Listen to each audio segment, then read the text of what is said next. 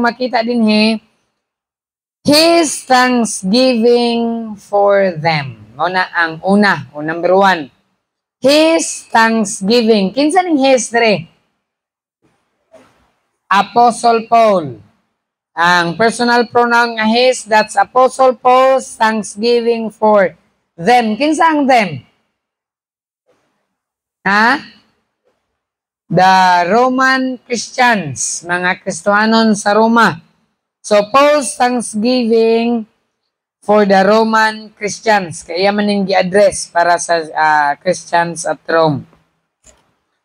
So, kung nag-take note mo, please isulat ninyo. Una, nga atong makita din His thanksgiving for them. So, makita na to sa verse number 8, ang iyang thanksgiving. Ingon pa niya, first, una sa tanan. Unsay gisulti ni Paul una sa tanan? Tanawa sa Biblia. Sige, unsay una nga gisulti ni Paul? I thank my God. Una nga makita nato din ang pagpasalamat ni Paul para nila. Pero bisan si Pablo nagpasalamat sa Christians nga naa sa Rome, mga Roman Christians. Ingon pa niya first, I thank my God. Amen? Dili pwede nga sa atong pasalamat maulahi ang Ginoo. Dapat kung magpasalamat una nga pasalamatan nato kinsa ang Ginoo gyud. Tingali mo kay salamat kay sa bugas. Thank you gyud kayo kay ana milungagod.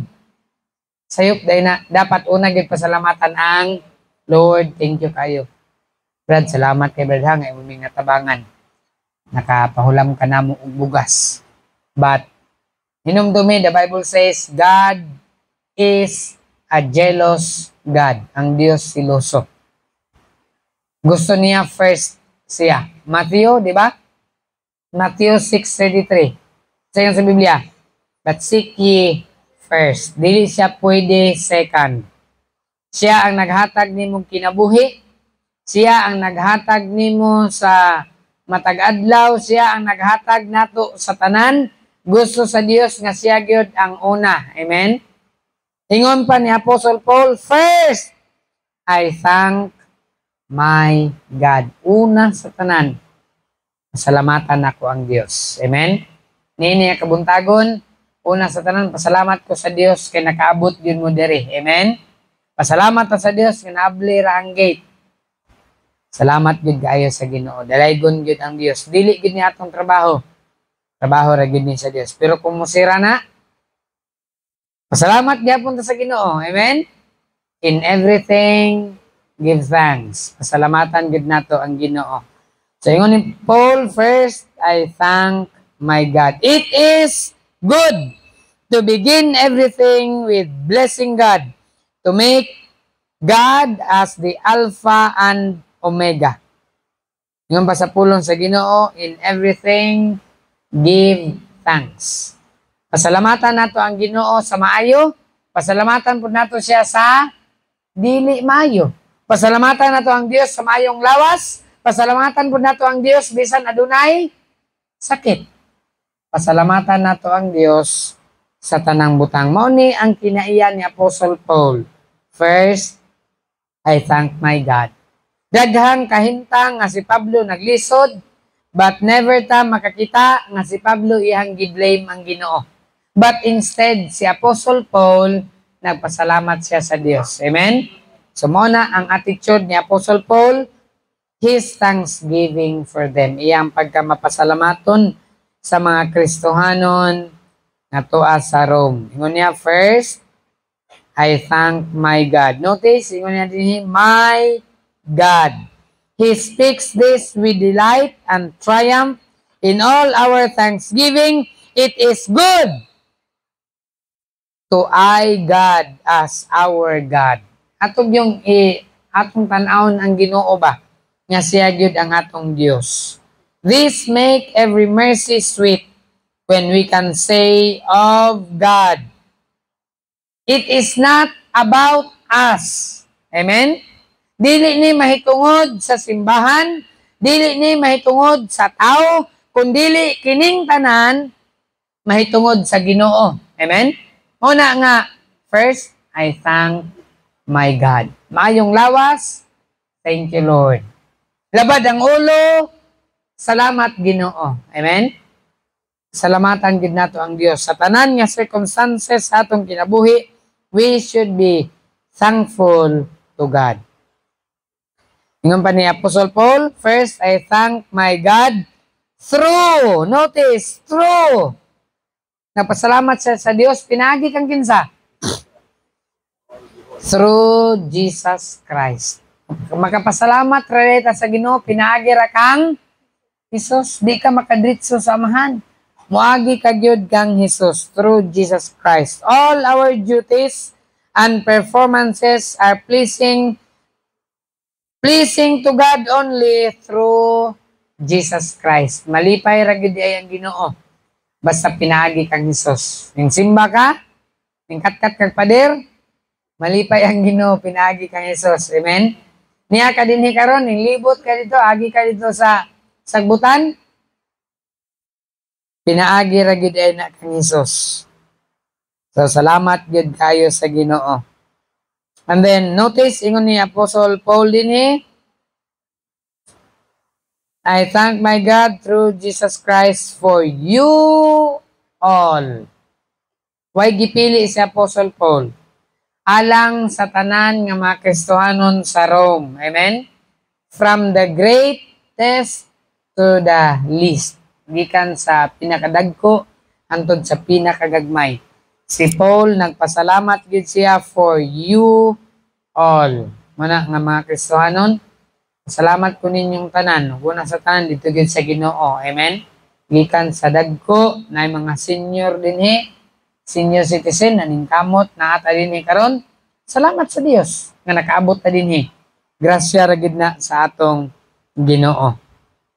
Tumoni ang unang nga butang si Apostle Paul his thanksgiving for them. Ang iyang pagpasalamat sa mga Kristohanon nga tuwa sa Rome.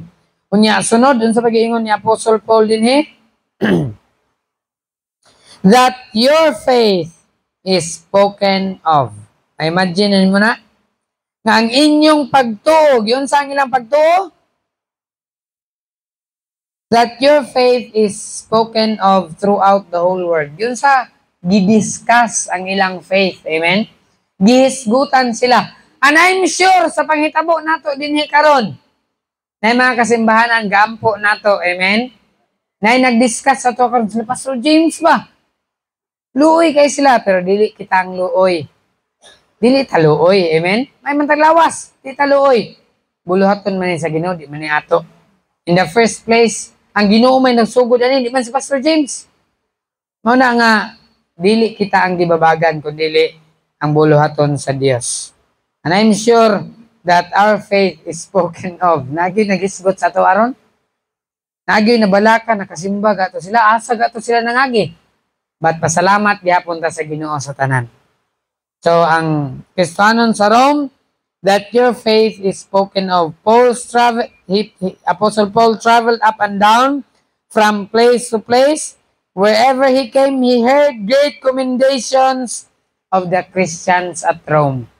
Bisag asa siya maabot, mahisgutan gyud ang mga Kristohanon sa Rome, which he mentions not to make them proud. Gihisgutan ni Pablo ang Kristohanon sa Rome, dili aron magpasigarbo sila, but to quicken them to answer the general character people gave them and the general expectation people had from them, the greater reputation. So dako gyud ay kay taog dungog. Of course ang Ginoo iyaha man gyud ang dungog, pero kita ang atong responsibilidad is ampingan nato ang atong reputation as Kristohanon. Amen. Ampingan nato nga ang mga Kristohanon, kinsa kay Kristohanon ani?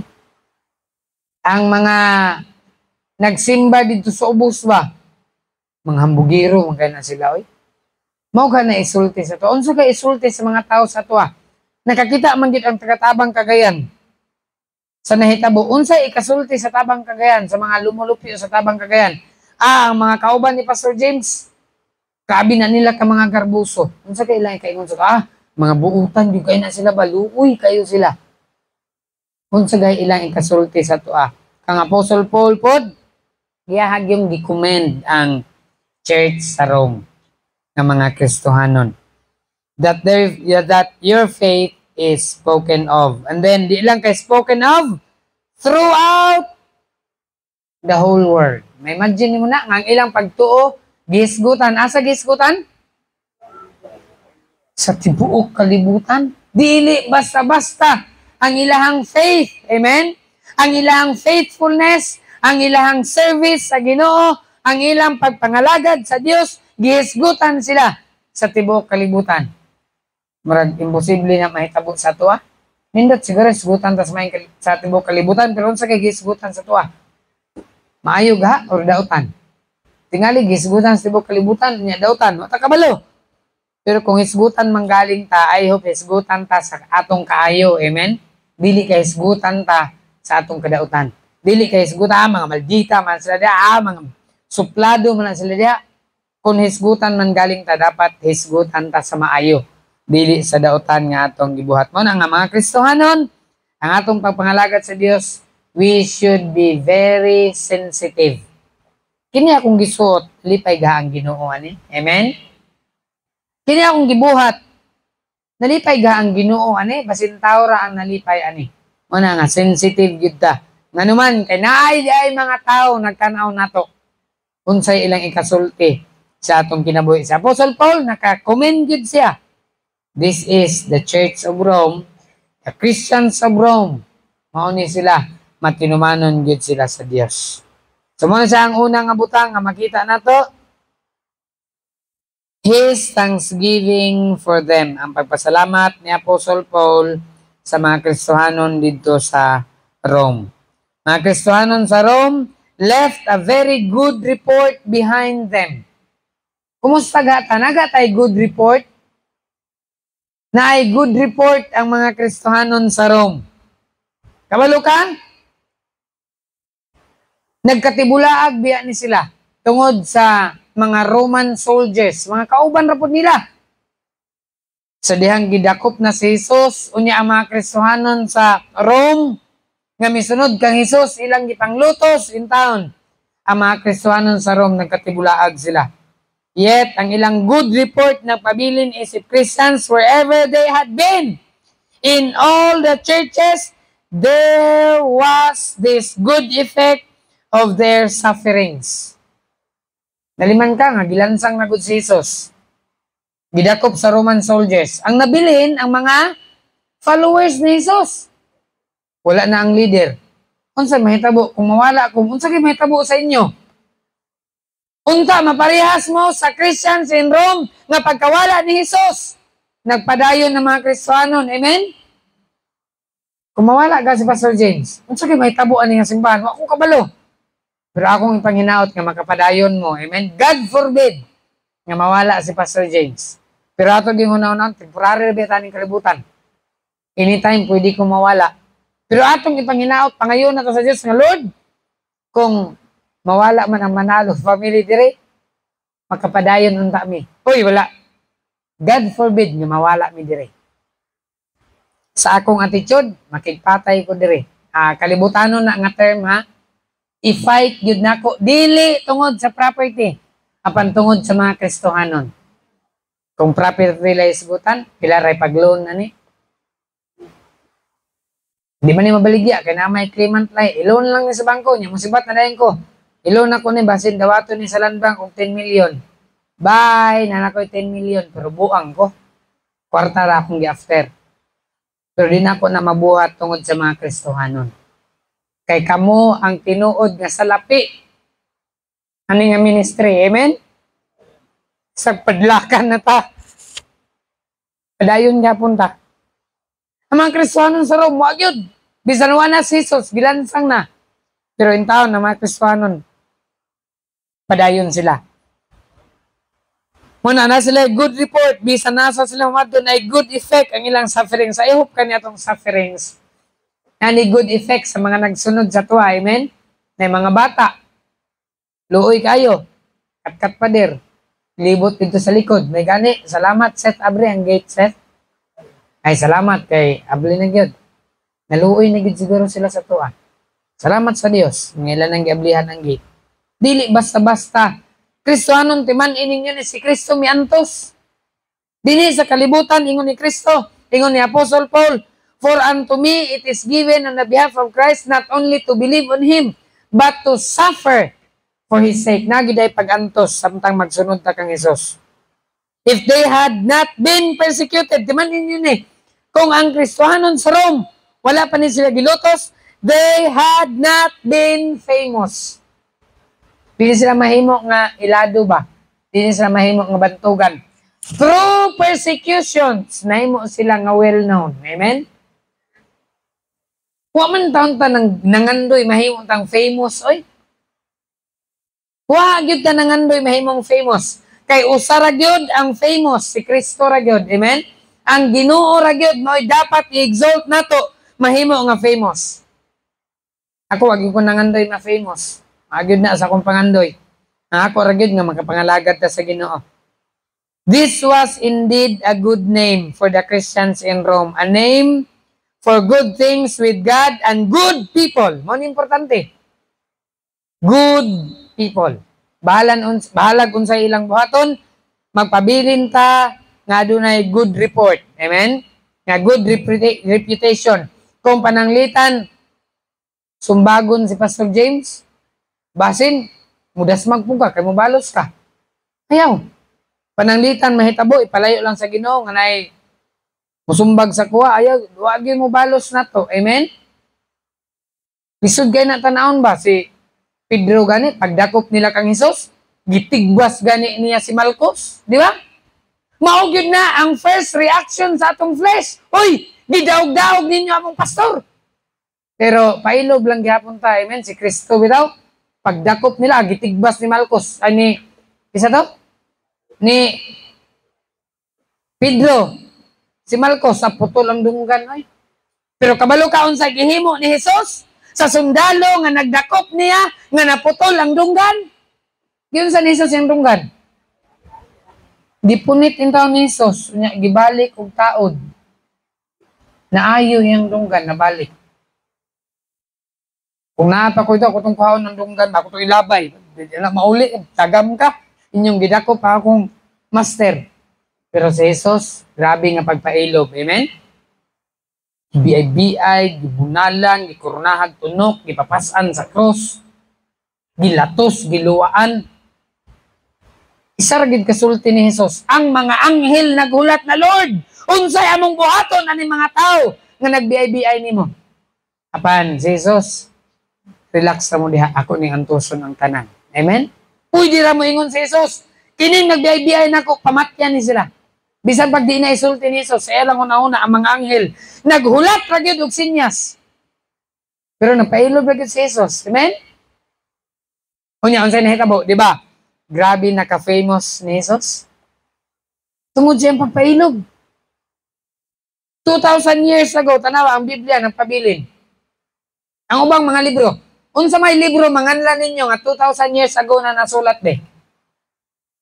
Na ba mo'y libro mahinumduman? Nga 2,000 years old na? Unsa man? Murag lisod. Let me tell you. The Bible. Amen? 2,000 plus years ago, and this will remain forever. The Bible says, heaven and earth shall pass away, but my word shall not pass away. Yun sa man paghitabo, tungod kay natay Ginoo nga napailog. Amen? Sa iyang pag-antos, nahimo nga famous. Mga Kristohanon, ang uban nahimong famous kay kawatan. Ang uban nahimong famous kay tulisan. Daghang nahimong famous kay dautan. Why not? Kung mahimo manggaling tang famous, so man tanangandoy ma-famous. Kay isa ra man ang bantugan, Ginoo ra man. If ever mahimo man ta nga bantugan, unta mahimo tang bantugan kay maayo ta. Amen? Dili ka nahimo tang bantugan kay dautan ta. So mao ni ang Kristohanon sa Rome. Og si Apostle Paul, mapasalamaton kayo nila. Unang abutang, dinhi ato makita his thanksgiving for them. Ang pagpasalamat ni Apostle Paul sa mga Kristiyano sa Rome, despite sa ilang kalisod, sa ilang pag-antos, misunod gid sila kang Ginoong Kristo, bisan wala na si Jesus, nagpabilin gyapon sila ng mga Kristohanon. Second thing, verse number 9, atong basahan, verse 9, all together, ready? All together, verse number 9, makita ninyo sa inyong Biblia, atong tunganan, basa. For God is my witness, whom I serve with my spirit in the gospel of His Son, that without ceasing I make mention of you always in my prayers. Na nagatuon ta sa Book of Romans, naata dinhi, naata sa verse 9, antod mahuman ta ani, karon sa aga ta mahuman ani, antod mobalik ang Ginoo, tun-an nato ang pulong sa Dios. Ingon pa dinhi sa verse 9, Apostle Paul said, "For God is my witness." Amen? Wala gid ni nako gituyo nga lesson ba nga kani nga lesson. Tinuod lang, wa gid ni gituyo. Nagsugod ta sa tong lesson the other Sunday. Wala pa'y commotion, di ba? Nya ning abot ni. Unya karon nganong naaman ta dinhi? Nganong kaniman atong gihisgutan? Nagilutos ang Kristohanon sa Rome. Unya karon ingon ni Paul, kinsa ang witness? For God is my witness. Amen? Ang Dios ra gyud ang musaksi nato. Ang istorya gibali na. Kaganina, unsay istorya nang hulga daw ta, nga patyon sila. Di fact, ang kadturang babae nga si Beng Chavez nang ingon, mahurot mo dire, magdala kong Muslim. Kaganina, pag abot sa pulis, kita na nang hulga. But, let me tell you, God is my witness. Amen? Ang Ginoo gyud ang musaksi nato. May gyud sila mo twist sa stories. Ilag yung balihon. Dauton gud nila na haras daw sila. Kita pa'y gipadlakan, sila pa'y naharas. Kanawa? Pero let me tell you, God is my witness. Amen? Muna, di lang ta mo sukol, pailob na kita, na ay Dios nga nagtanaw, na ay Dios nga nakakita. Niini nga panghitabo, ang Dios wa nagpiyong. Nagtanaw siya. Ug ang Ginoo nagbutang na nato ron sa timbangan. Gitimbang na ni sa Ginoo. Amen? Nanani sa balances sa Dios. So dinhi number 2, ang butang atong ma-observe dinhi, His thanksgiving for them, number 1. Number 2, His prayer for them. Apostle Paul's prayer for the Christians in Rome. Luin taon ning mga Kristohanon sa Roma. Gipatay na gud si Jesus. Gilansang na siya sa mga Roman soldiers, di ba? So si Apostle Paul, concerned kayo sila, gisulatan sila ni Apostle Paul, his prayer for them. Tanaw na to. Unsa ang nahitabo din sa verse 9, though a famous, flourishing church, yet they had need to be prayed for. Kristohanon, timan ininyo ni. Bisan ang iglesia nga bantugan, ang iglesia nga naga-flourish, naga-bloom, nagakinahanglan gihapon og pag-ampo. Amen? Una nga gikinahanglan gid nato ang pag-ampo. They had not yet attained. Apostle Paul mentions this as an instance of his love for them. One of the greatest kindness we can do to our friends, and sometimes the only kindness that is in our hands to do is to pray for them. Amen? Tingali wa tay kwarta matabang nila, ato silang iampo. Tingali wa beyond your power nga makahelp ka sa ilaha, pero pwede ta makapray nila. Amen? Bisan walang ta, makatabang ta pinagi sa pag-ampo. So dinhi, second thing, his prayer for them. Apostle Paul's prayer for the Christians that are in Rome. Nindot kayo ang pag-ampo ni Apostle Paul dinhi. Kiyahang prayer diya sa verse number 9. For God is my witness whom I serve with my spirit in the gospel of His Son, that without ceasing I make mention of you always in my prayers. Gyud. Wa gyud sila gikalimtan ni Paul. Amen? Ni Apostle Paul. Siyang pag-ampo kanunay gyud. I make mention, ingon pa ni Apostle Paul din I make mention of you always, kanunay gyud, in my prayers. Ano din mga Kristohanon, his prayer for them, ang pag-ampo ni Apostle Paul. Unsa man iyang pag-ampo? Number 1, sa iyang prayer, constancy in prayer. Unsa nang constancy? Unsa Bisaya sa constancy? Makanunayon. Imo na natog sayon. Pirmi. Permente. Makanunayon. So dinhi makita nato constancy in prayer, ang pag-ampo dili lang sa panahon nga nanginahanglan ta. Ang pag-ampo dili lang sa panahon nga 50-50 ka. Panahon usab gamayo ang lawas, dapat magpabilin nga may nampuon. Amen? Si Apostle Paul siyang pag-ampo always. Makita gid mo diha sa verse number 9. I make mention of you always in my prayers. Ang pag-ampo dahil Kristohanon, dili lang panahon sa need. Ang pag-ampo dahil Kristohanon, dili lang panahon sa problema, panahon sa kasakit. Ang pag-ampo, it should be kanasa? Always. Sa dihang nagsakay kang jeep, mag-ampo ka. Sa dihang nang larga na ang jeep, mag-ampo ka. Sa dihang nagdaga na, Lord, tabangin taong Ginoo nga dili mga lagpot ang ligid ng jeep akong gisakyan. Daghan ra bag mga matay ana yung nana. Kanunay gid ta mag-pray. Amen? Mao ni ang prayer ni Apostle Paul, constancy in prayer, always. Unya ingon pa sa pulong sa Ginoo, without ceasing, di ba? Pray without ceasing. He did himself observe the same rules he gave to the others. Sa mga bersikulo nga iyang gipang sulat, kadaghan gyud naghiskot si Paul nga kanunay gyud may nampuon. 1 Thessalonians 5:17. Pray without ceasing. Dili lang kay gisulat ni Apostle Paul, gikinabuhi pud ni Apostle Paul yang gisulat. Pag ingon niya nga pray without ceasing, kanunay gyud siya may nampuon. So makita nato din ha, his prayer for them, una sa prayer niya, his constancy in prayer, ikaduha, his charity in prayer. Ang sanang word nga charity? Ang iyahang love. Kay kung mag-ampo, bitaw ka nga wala kay gugma sa pag-ampo, mampo ra ka karon. Tingali unya, matsambahan, mausab ugma, pero di na magpadayon.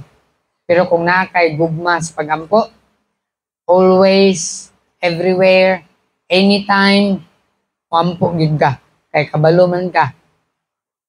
Nga gikinahanglan gid na nimo. Gikinahanglan gid na nato sa atong kinabuhi. So makita nato din charity in prayer. Kabalo tanawa yang gugma, I make mention.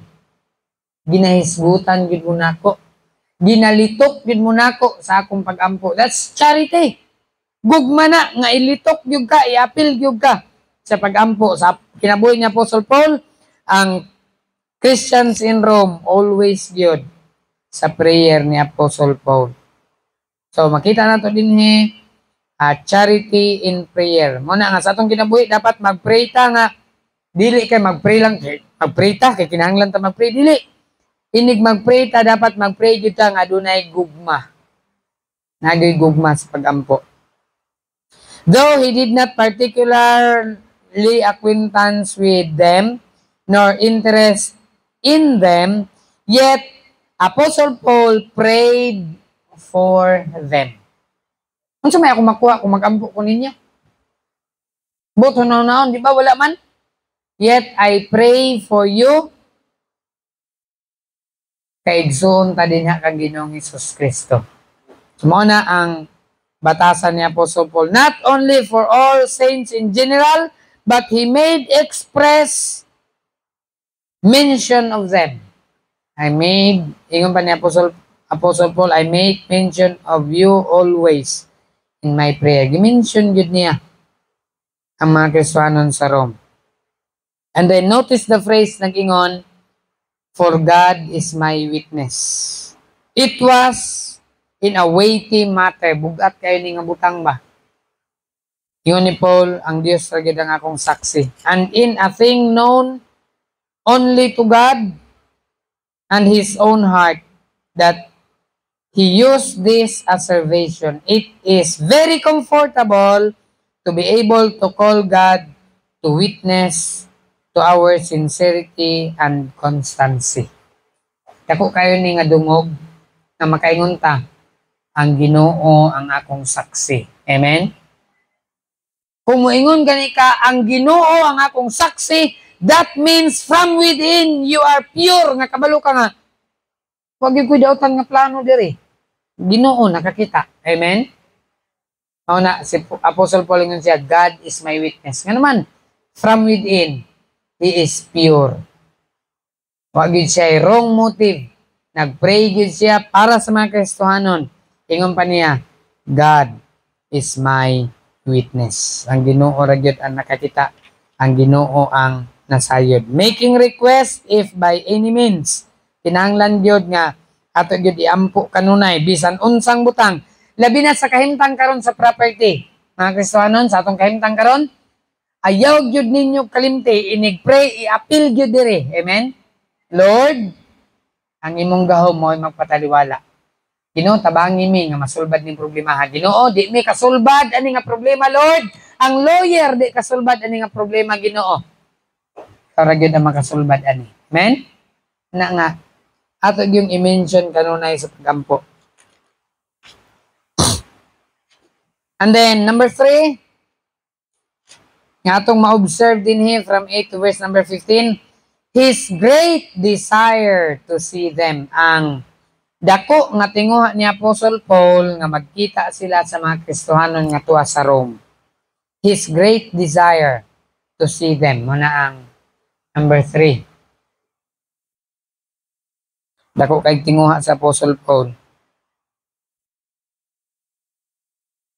He had heard so much of them that he had a great desire to be acquainted with them. Fruitful Christians are as much the joy as barren professors are the grief of faithful ministers. So ang mabungahon gyuday nga Kristohanon usa ni ka kalipay nga makita nato sila.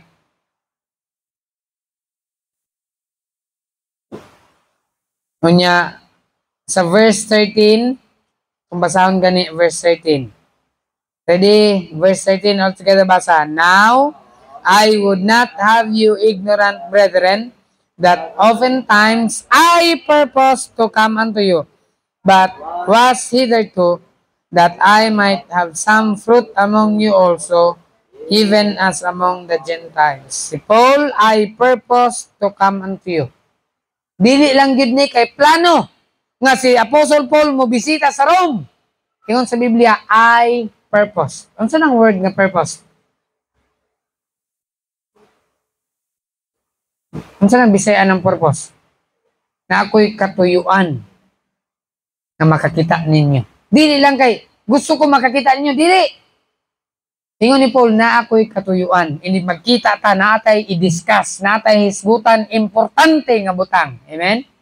Ingon pa ni Paul, I purpose to see you. Busa, Kristohanon, timan nato ni, for man purposeth, but God disposeth. Usahay, natay tuyo.